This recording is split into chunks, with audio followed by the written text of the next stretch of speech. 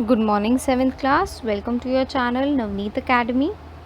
सो बेटा, आज का हमारा टॉपिक है न्यूट्रलाइजेशन।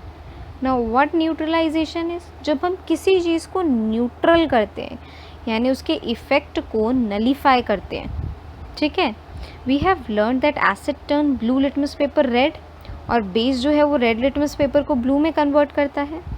अगर हम यही एसिड और बेस को मिक्स कर दें तो क्या होगा बताओ? उसे कहते हैं हम न्यूट्रलाइजेशन रिएक्शन। जिस केस में हम एक एसिड और बेस को मिक्स करते हैं और उन दोनों का जो इफ़ेक्ट होता है उसको नलीफाई कर देते हैं, यानी एसिड बेस को नलीफाई कर देता है और बेस एसिड को नलीफाई कर देता है। तो जो हमारे पास सोल्यूशन आता है ना, वो ना ही एसिडिक होता है ना ही बेसिक होता है बेटा, वो सॉल्ट प्लस वाटर रह जाता है हमारे पास। आई बात समझ में? Now we are going to use an indicator. So far this is called phenolphthalein. अब ये केमिकल इंडिकेटर। इससे पहले तो आपने सारे नेचुरल इंडिकेटर्स के बारे में पढ़ा था जो हमें प्लांट्स वगैरह से मिलते हैं, है ना। अब एक केमिकल जो फैक्ट्रीज़ वगैरह में बनता है इंडिकेटर, जिसे हम फिनोफ्थलीन कहते हैं, अब न्यूट्रलाइजेशन को रिएक्शन को पढ़ने के लिए हम इसका यूज़ करने जा रहे हैं। चलो अब हमें क्या करना है, fill 1/4 of test tube with dilute hydrochloric acid, यानी हाइड्रोक्लोरिक एसिड लेनी है, 1/4 फिल करना है, 1/4 you can say. Note down its colour note down कर लो हाइड्रोक्लोरिक एसिड का, थोड़ा सा येलो येलो होता है ना। Note down the colour of phenolphthalein, colourless होता है बिल्कुल फिनोफ्थलीन बेटा। अब 2 से 3 ड्रॉप्स डालो उस इंडिकेटर की, यानी फिनोफ्थलीन की उस एसिड में। अब उसको शेक करना है हमें, ठीक है। चलो शेक करके देख लेते हैं। नाउ यू विल सी, जब आप उस टेस्ट ट्यूब में आपने थोड़ा सा हाइड्रोक्लोरिक एसिड डाला, उसके बाद जब आप उसके अंदर 2 to 3 ड्रॉप्स डालोगे फिनोफ्थलीन की बेटा, तो कलर चेंज नहीं होगा। क्यों? क्योंकि फिनोफ्थलीन जो है वो एसिड में अपना कलर चेंज नहीं करता। तो यानी हल्का सा वो येलो, जैसा हाइड्रोक्लोरिक एसिड का कलर होता है वैसा ही रहेगा। Now to add the acidic solution, अब हमें क्या करना है, ड्रॉप बाय ड्रॉप उसमें सोडियम हाइड्रोक्साइड का सोल्यूशन डालना है ना। सोडियम हाइड्रोक्साइड क्या है, जल्दी बताओ जल्दी बताओ जल्दी बताओ। यस, बेस है, ठीक है। तो अब व्हेन एसिड में हम डालते हैं बेस तो न्यूट्रलाइज हो जाता है वो, है ना। अब स्टिर द ट्यूब जेंटली, क्या आप उसके अंदर कोई कलर चेंज देख पा रहे हो? और तब तक डालते रहो सोल्यूशन ड्रॉप बाय ड्रॉप जब तक कि वो पिंक कलर में ना चेंज हो जाए। अब पिंक कलर में वो क्यों चेंज होगा, ज़रा जल्दी से बताओ मेरे को। वेरी गुड, क्योंकि वो एक बेस है, और जब आप फिनोफ्थलीन में ऐड करते हो सोडियम हाइड्रोक्साइड यानी योर बेस, तो उसका कलर पिंक में चेंज हो जाता है, ठीक है। Now add 1 more drop of hydrochloric acid. अब उसके अंदर 1 ड्रॉप हाइड्रोक्लोरिक एसिड डाल दो, तो आप देखोगे अगेन जो सोल्यूशन है वो कलरलेस हो जाएगा। क्यों? क्योंकि अब हमने फिनोफ्थलीन में क्या डाल दिया, HCl यानी एसिड, और एसिड में वो चेंज नहीं करता। अगर तुम फिर से 1 ड्रॉप ऑफ सोडियम हाइड्रोक्साइड डाल दोगे तो फिर से वो कलर किसके अंदर चेंज हो जाएगा, पिंक में चेंज हो जाएगा। क्यों? क्योंकि अब बेस आ गया वहाँ पर, और बेस आ गया तो दैट मीन्स व्हाट, जल्दी बताओ। यस, फिनोफ्थलीन पिंक कलर में उसको चेंज करता है ना। It is evident that when the solution is basic phenolphthalein gives pink colour, और on the other hand when the solution is acidic तो वो कलरलेस रहता है, ठीक है। तो फिनोफ्थलीन जो है वो बेसिकली क्या करता है, एसिड में जल्दी कलरलेस शो करता है और बेसिस में पिंक कलर शो करता है। When acidic solution is mixed with a basic solution, both the solution neutralize the effect of each other. एक दूसरे का इफेक्ट न्यूट्रलाइज कर देते हैं, और जब आप 1 ड्रॉप उसके अंदर एसिड डालते हो तो वो सोल्यूशन एसिडिक बन जाता है, इसीलिए फिनोफ्थलीन कलरलेस शो करती है। और जब आप उसके अंदर 1 ड्रॉप ऑफ बेस डाल देते हो तो क्योंकि हमने एसिड और बेस दोनों डाले हुए हैं तो नलीफाई हो जाएगा, दोनों का इफेक्ट न्यूट्रल सोल्यूशन बन जाएगा। तो जब आप 1 ड्रॉप ऑफ बेस डालोगे तो वो सोल्यूशन बेसिक हो जाएगा, और फिनोफ्थलीन क्या शो करेगी, पिंक कलर शो करेगी, ठीक है। Now both the acidic nature of acid and the basic nature of base are destroyed. और जो रिजल्टिंग सोल्यूशन होता है हमारा वो ना ही एसिडिक रहता है और ना ही बेसिक रहता है। आप देखोगे वो न्यूट्रलाइज रहेगा, न्यूट्रल हो जाएगा। अब जैसे ही इस रिएक्शन को टेक प्लेस होता है ये रिएक्शन, आप टेस्ट ट्यूब को इमीडिएटली टच करके देखो जब न्यूट्रलाइजेशन होता है। What do you observe? क्या ऑब्जर्व करोगे आप? द न्यूट्रलाइजेशन रिएक्शन, जो टेस्ट ट्यूब होगी ना बेटा वो हल्की हल्की गर्म हो जाएगी। इसका क्या मतलब है कि उसमें से हीट निकल रही है जो उसका टेम्परेचर राइज कर रही है जब आप एक एसिड और बेस को मिक्स करते हो तो, ठीक है। The neutralisation reaction, a new substance is formed, this is salt. Salt में भी एसिडिक हो सकता है, बेसिक हो सकता है और न्यूट्रल भी हो सकता है, ठीक है। वो उस एसिड और बेस पर डिपेंड करता है। Now this neutralization can be defined as the reaction between an acid and base is known as your neutralization reaction. Salt and water are produced in this process with the evolution of heat. यानी heat निकलती है salt और water, यानी acid और base को जब आप combine करोगे तो salt, water और heat ये तीनों आएगा। अब देखो इसका एग्जाम्पल दे रखा है आपको, वही जो हमने हाइड्रोक्लोरिक एसिड लिया था HCl प्लस सोडियम हाइड्रोक्साइड और बेस NaOH। तो जब हमने इसको कंबाइन किया यानी एसिड और बेस को डाला तो ये NaCl सोडियम क्लोराइड यानी सॉल्ट फॉर्म हुआ और वाटर फॉर्म हुआ, ठीक है। समझ में आ गया? ओके।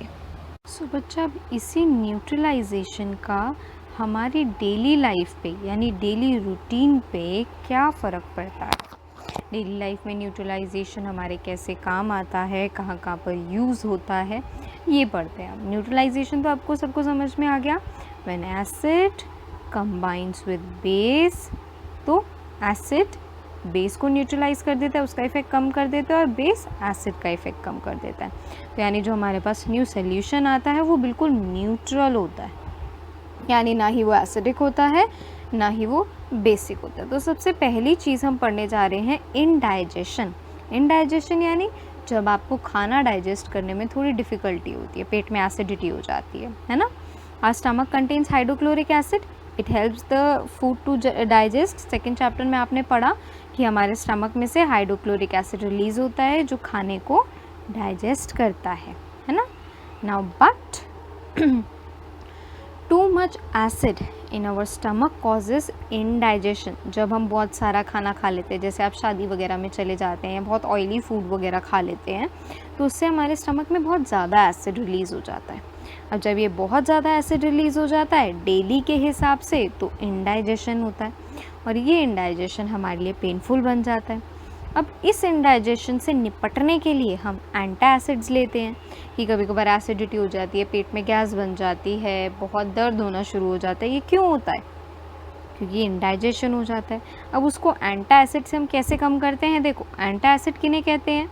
जो इस एसिडिटी को नलीफाई कर देते हैं, यानी जो बेस होते हैं बेसिकली, जैसे मिल्क ऑफ मैग्नीशिया जिसमें मैग्नीशियम हाइड्रोक्साइड होता है, जो न्यूट्रलाइज कर देता है इफेक्ट ऑफ एक्सेसिव एसिड, यानी उस एसिड का इफ़ेक्ट को न्यूट्रल कर देता है, ठीक है। दूसरा आपका ये जो डाइजीन आप खाते हो, ये डाइजीन क्या काम करता है? ये भी एक बेस होता है बच्चा। ये बेस कैसे वर्क करता है? उस एसिड में ये बेस मिक्स हो जाता है और न्यूट्रल कर देता है, ठीक है। Second we have ant bite, यानी जब चींटी काट जाती है। तो अब जब आंट काट जाती है, चींटी काट जाती है, तो उसका जो स्ट्रिंग होता है ना बेटा, वो हमारी बॉडी में जब वो इंजेक्ट करती है तो वो एसिड हमारी बॉडी में ट्रांसफ़र करती है। और वो एसिड कौन सा होता है? फॉर्मिक एसिड, यानी आंट के स्ट्रिंग में फॉर्मिक एसिड होता है। और जब वो हमारी स्किन में जाता है तो हमें बड़ी इरिटेशन होती है, उस पर दर्द होनी शुरू हो जाती है, खारिश होनी शुरू हो जाती है। तो उस इफ़ेक्ट को नलीफाई करने के लिए हम क्या करते हैं? न्यूट्रल करने के लिए हम उसके ऊपर बेकिंग सोडा रब करते हैं, जिसके अंदर सोडियम कार्बोनेट होता है, ठीक है। अब सोडियम कार्बोनेट क्या है? बेस है। अब जब एसिड और बेस मिलेंगे तो इफ़ेक्ट न्यूट्रल हो जाएगा। आई बात समझ में? या फिर हम क्या यूज़ करते हैं? जिंक कैलामाइन या कैलामाइन सोल्यूशन यूज़ करते हैं, जिसके अंदर जिंक कार्बोनेट होता है, ठीक है, ये इजीली हमें केमिस्ट की शॉप्स वगैरह से मिल जाता है। ठीक है, जब आपकी बॉडी में इचिंग होती है तो आप वैसे भी कैलामाइन सोल्यूशन को यूज़ करते हो। ठीक है, ताकि बेसिकली वो आपको रिलीफ देता है बेटा। Okay, next the third one we have is soil treatment. अब सॉइल ट्रीटमेंट कैसे, सोचो ज़रा। क्या एसिडिक सॉइल में अच्छे से ग्रो करते हैं प्लांट्स या बेसिक सॉइल में ग्रो करते हैं? सोचो ज़रा। अब आपने देखा है कि जो फर्टिलाइज़र्स होते हैं वो तो एसिडिक होते हैं, तो वो सॉइल को एसिडिक बना पाते हैं, पर प्लांट्स के लिए इतना ज़्यादा एसिड ठीक नहीं होता, तो प्लांट्स अच्छे से ग्रो ही नहीं कर पाते। Plants do not grow well in the two acidic soil और इवन टू बेसिक, और जब हम उसके अंदर उसको नलीफाई करने के लिए कुछ डाल देते हैं तो बहुत ज़्यादा बेस हो जाता है, तो वो उसमें भी एक्ट नहीं कर पाते हैं। So when the soil is too acidic, it is treated with a base such as quicklime जो कैल्शियम ऑक्साइड होता है, और स्लेक लाइम जो कैल्शियम हाइड्रोक्साइड होता है। तो अगर बहुत ज़्यादा एसिड हो जाती है सॉइल में तो हम उसके अंदर क्या डालते हैं, बेस डाल देते हैं ताकि इफेक्ट नलीफाई हो जाए। और अगर बहुत ज़्यादा बेसिक हो जाती है यानी ऑर्गेनिक मैटर बहुत ज़्यादा हो जाते हैं तो हम क्या करते हैं, ऑर्गेनिक मैटर डाल देते हैं उसके अंदर, ताकि बेस में एसिड जब मिले तो वो इफ़ेक्ट न्यूट्रलाइज हो जाए।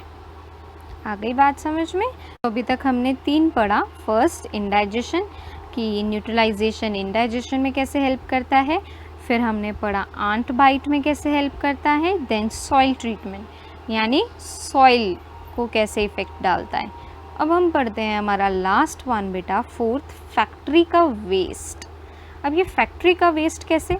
The waste of many factories contain acid, उनमें एसिड होता है, और जब ये फैक्ट्री का वेस्ट लोग पानी में डालते हैं तो उस पानी में क्या होते हैं हमारे, बताओ, कितनी सारी फिशेस, टोटोइस है ना, और सी हॉर्स और व्हेल, शार्क, जितने भी सारे ऑर्गेनिज्म होते हैं सी के, वो उनको बहुत हार्म होता है, वो उनको किल कर देता है acid.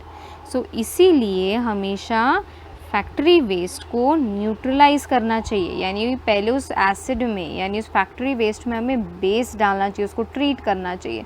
Now after adding base हमें पता है उन दोनों का इफेक्ट न्यूट्रल हो जाता है, यानी वो न्यूट्रलाइजेशन रिएक्शन हो जाता है। और उसके बाद जब अगर वो न्यूट्रल हो जाएगा तो फिर आप उसको ईजिली पानी में डाल सकते हो, तो वो एनिमल्स को भी नुकसान नहीं पहुंचाता है। ठीक है, सो आज हमने बेसिकली न्यूट्रलाइजेशन रिएक्शन के बारे में पढ़ा। ठीक है, कि जब एसिड और बेस आपस में मिक्स होते हैं, सॉल्ट और वाटर प्लस थोड़ी सी हीट जब वो इवॉल्व करते हैं तो उस रिएक्शन को हम क्या बोलते हैं, न्यूट्रलाइजेशन रिएक्शन बोलते हैं, और वो हमारी डेली लाइफ में कैसे इफ़ेक्ट डालता है। होप आप लोग को समझ में आ गया होगा। Thank you.